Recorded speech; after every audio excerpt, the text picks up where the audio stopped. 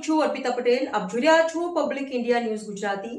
સમાચાર મળી રહ્યા છે દાહોદ જિલ્લાથી. લીમખેડા તાલુકાના દુધિયા ગામે આમ આદમી પાર્ટીના કાર્યકરો દ્વારા ઉજવણી. લીમખેડા તાલુકાના દુધિયા ગામે આમ આદમી પાર્ટીના કાર્યકરો દ્વારા દિલ્હી રાજ્યના મુખ્યમંત્રી અરવિંદ કેજરીવાલ દારૂ અને ડ્રગ્સ સંબંધિત કેસમાં નિર્દોષ જાહેર થતાં આનંદની લાગણી સાથે ઉજવણી કરવામાં આવી હતી. મળતી માહિતી મુજબ કેજરીવાલ પર લગાવવામાં આવેલા ખોટા આરોપોમાંથી તેમને કોર્ટ દ્વારા ક્લીન ચીટ મળતા જ પાર્ટીના કાર્યકરોમાં ઉત્સાહ છવાઈ ગયો હતો. આ પ્રસંગે દુધિયા ગામે ફટાકડા ફોડી મીઠાઈ વહેંચી ને લડેંગે જીતેંગે જેવા નારા લગાવી ખુશી વ્યક્ત કરવામાં આવી હતી. કાર્યકરોએ જણાવ્યું હતું કે સત્ય અને ઈમાનદારીની જીત થઈ છે અને આમ આદમી પાર્ટી હંમેશા જનહિત માટે કાર્ય કરતી રહેશે. તેમણે વિશ્વાસ વ્યક્ત કર્યો કે કેજરીવાલનું નેતૃત્વ દેશના રાજકારણમાં પારદર્શિતા અને સ્વચ્છતાનું પ્રતીક બની રહેશે.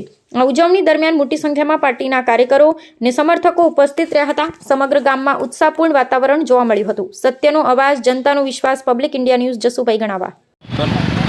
આજરોજ દુધિયા જયપાલસિંહ મુંડા સુખ અમે આમ આદમી પાર્ટીના કાર્યકરો ભેગા થઈ અને માનનીય અરવિંદજી કેજરીવાલને જે કોર્ટ દ્વારા જે દારૂના અને ડ્રગ્સના કેસમાં બીજેપી તાનાશાહી સરકારે જે ખોટા કેસો કરીને ફસાવ્યા હતા એમાં કોર્ટે એમને નિર્દોષ અને ઈમાનદાર જાહેર કર્યા છે.